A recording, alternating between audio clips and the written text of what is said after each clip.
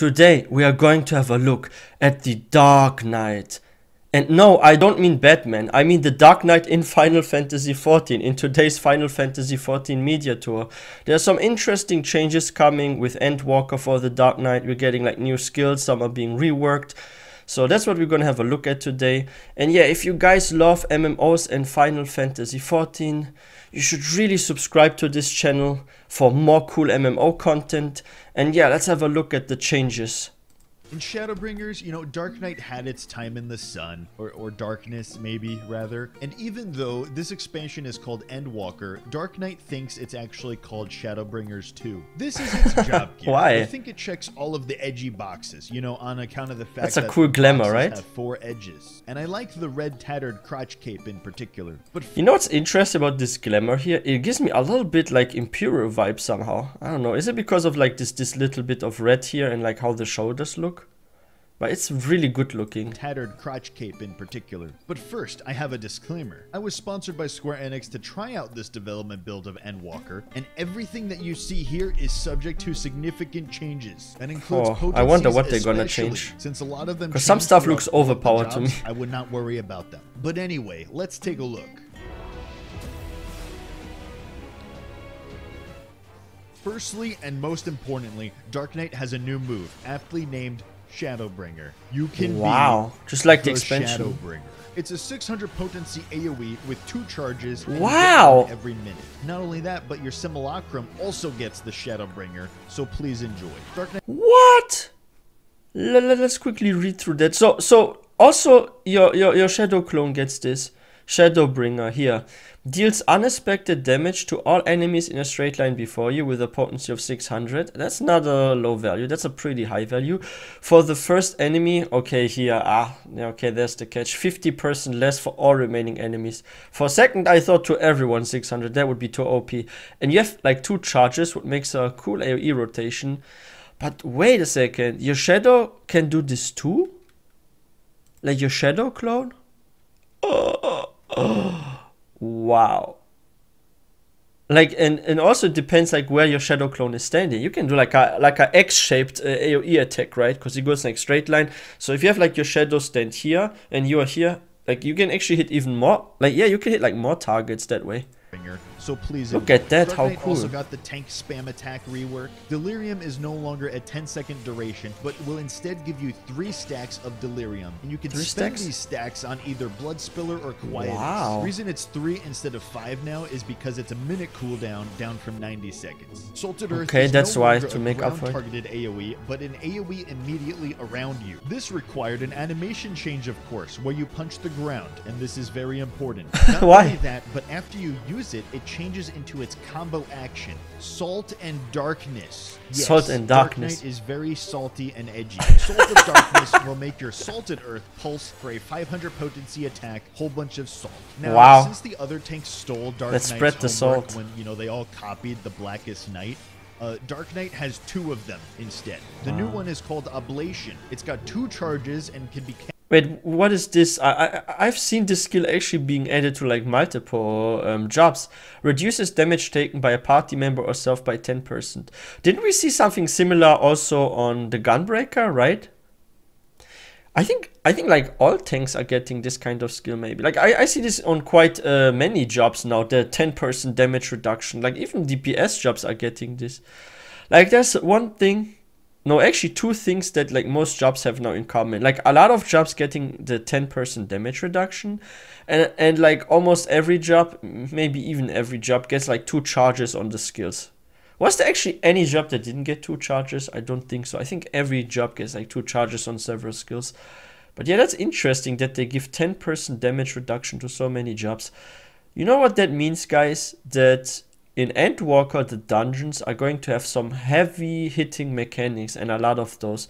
Like if they add so much damage reduction to like the jobs, and this person can... I actually wondering, can those actually stack? If you have like another tank and then this one gets on top of the one from like Gunbreaker or so. Because with so much damage reduction incoming, I'm pretty sure there's going to be content where it is required of you to keep this up, that always at least one person in the group keeps this up, otherwise it's a wipe. So there will be mechanics that put you constantly to low health. I can already see that with like those changes. and can be cast on yourself or a because that's the only for explanation 10% I have for damage adding so mitigation. much And 10% damage actually, your reduction to the also jobs. gets a new buff. All of its potencies are increased by 300, so you Oh. can say it's stronger than you. Here's a nice little thing. When you unmend, How frustrating. it'll knock 5 seconds off of your plunge cooldown. Please do not Oh. spam unmend in order to Oh. get unlimited plunges. Just Wow. because you can doesn't mean that you should. It And looks that cool. about does it for Dark Knight. I hope you enjoy. Go have fun throwing salt everywhere and being the Shadowbringer. Thank you so much for watching, Shadowbringer. and all of my videos on the Endwalker Oh, Doc changes yeah. are out now, so check out the playlist in the link in the description below to watch the next one. Okay, bye. Yeah, those animations. I feel like from all the tank jobs, maybe the Dark Knight has the prettiest animations. Like, you have so many big explosions, you have like freaking globes of darkness that spawn around your enemy or even around you and stuff. Like, I think it's so cool what you have on the Dark Knight, and from an RP perspective, you're like a role player.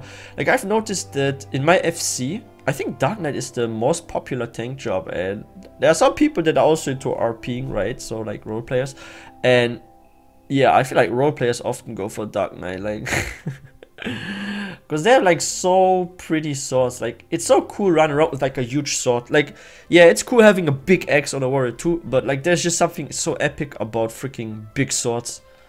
And yeah, like, this with the 10% damage reduction, like I said earlier, I'm pretty sure there's going to be like some content where it's required that from the party that people keep this up a lot. So there will be mechanics that will almost wipe the group and put people constantly on low health. I'm pretty sure, because there's no point adding like this to so many jobs if there wasn't. So it's like an indicator that there must be such content, right? And yo, this would be so OP. Like, with what is the skill called again that we checked out earlier? That one that goes like in a straight line. Let me look. Oh yeah, Shadowbringer.